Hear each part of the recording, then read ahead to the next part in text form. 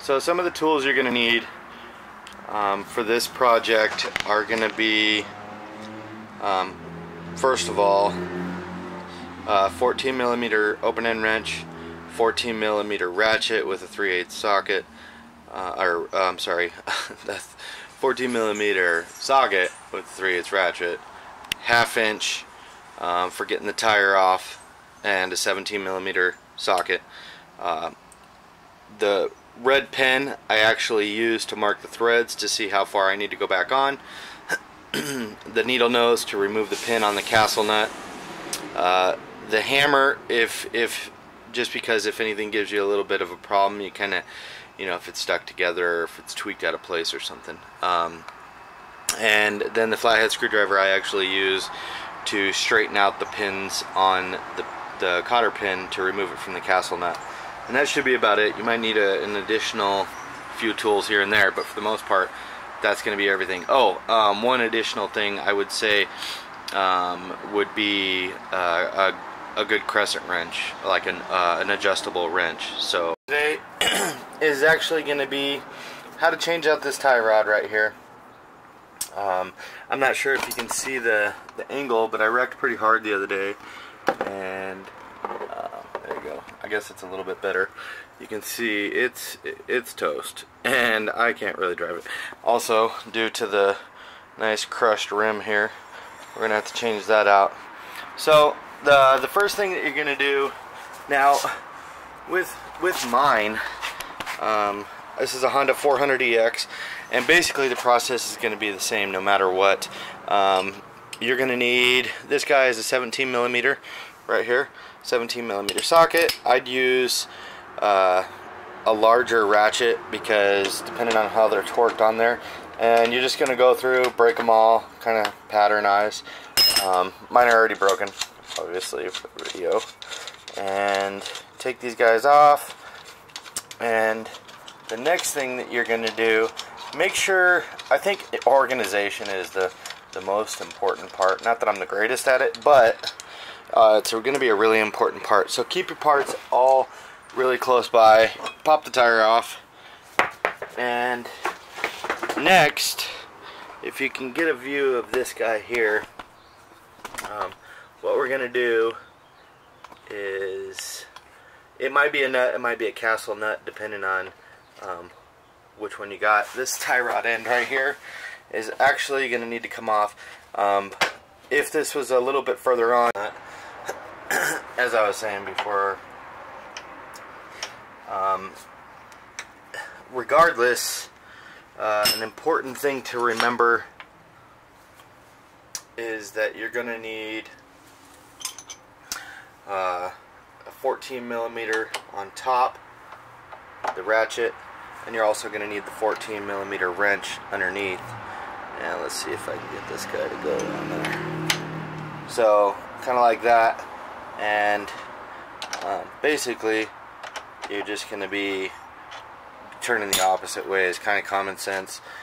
Once you get that off, of course, before you try to get that off, mine did have a pin right here going through there, and it was actually holding the nut from coming off. So you're gonna have to take that off, use the needle nose, straighten out the ends, push it through, and just pull the guy out. Again, keep your parts in a nice, well organized area, and basically then you're just gonna pop it off. Not really like a tie rod from a car. You're not gonna have to use a fork or anything like that. But now I guess you can see the scope of the bend instead of being straight, clearly. I actually bought my new tie rod on Amazon. I got a pretty good deal on it. I think it was like $19.99, and I know it's just a straight piece of metal because I just bought just the bar. But actually, people are charging as much as 75 bucks for that bar, which is like, really, come on, that's a little bit excessive. So okay, so two additional wrenches that you're gonna need that I just gotta throw in there for shits and giggles. You're gonna need the large channel locks and the crescent wrench, as I was speaking before. And the reason you're going to need those, let's see if I can get you a good view here of exactly what the purpose is without it being all crazy here. Hold on one second. Let's see here. So, I guess you could see from here, maybe. Let's see. So, what you're going to do is actually, you're going to hold, and this is a little bit of a pain in the butt. Make sure you don't slice your elbow on something. Keep stuff covered. If you can, drape a cloth over your rotor and everything so you don't smack it and hurt yourself. Because it takes a little bit of braking power. So you're going to hold this guy here, and you're going to twist down on this guy, and that actually breaks it free. Now, I mark it on as far as where the threads go to where it goes back, but if you want to be correct on the alignment, I know this is an off-road vehicle, it's a little bit different, but you don't want to wear tires unevenly or whatever. So you start from the down position, and then you count the rotations, how many times you're coming off.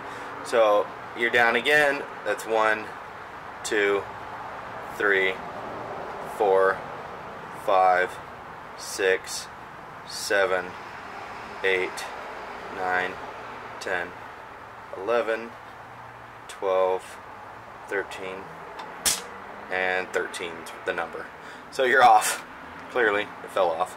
So 13, you do have your marker with you, and feel free to write it on the tire, depending on what color your marker is, or anything nearby, so you have it written down. And the inside tie rod, or the inside bolt, might be a different number, so make sure you write that down and put an O next to it for outside, and on the other one put an I for inside, or just write inside so that you know which is which, because it could be 20 turns, it could be 3, 4 turns, you never know. So that's pretty important that you keep that correct if you want everything to be. Okay, let me state real quick that I'm not condoning this type of behavior, using vice grips in any way, shape, or form. So I got this side off, and then the side over there, I had an extremely hard time getting it off, just because of the position and everything. You can't get wrenches in there. So basically, I took it off, struggled with it for a while. Fucking chihuahuas. And then got it on this side. So what I did, I couldn't get any leverage on it. I actually put it back. Come on.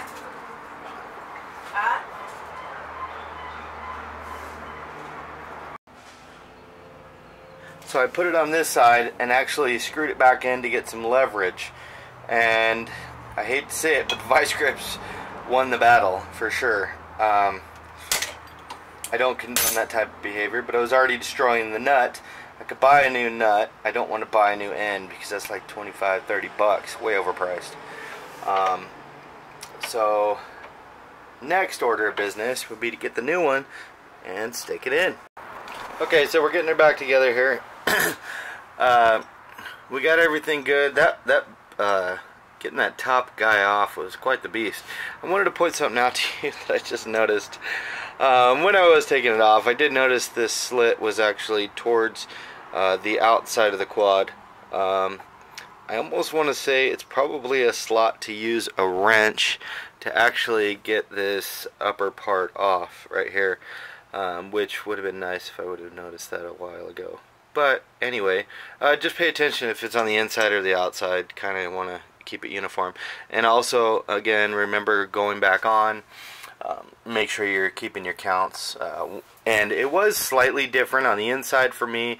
It was a 14-point turn, all the way pointing down, and the other one was an outside of 13. So not too totally different. Probably actually the same, you know. But when I did put it back on, I made sure that I kept it the 14, and I'm going to do the 13 on the outside.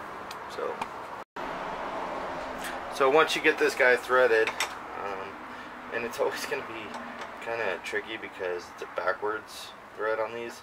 So you got it threaded, and then we're going to do 1, 2, 3, 4, 5, 6, 7, 8, 9, 10, 11, 12, and 13.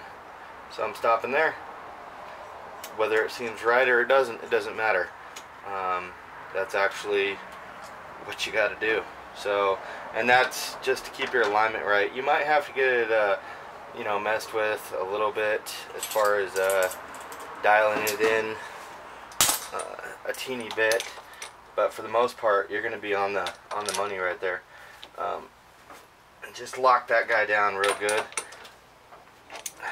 You know, you don't want to get too crazy. But then this guy here is just going to go, if I can get my other tire to move on me, if I wasn't so far up against the fence here.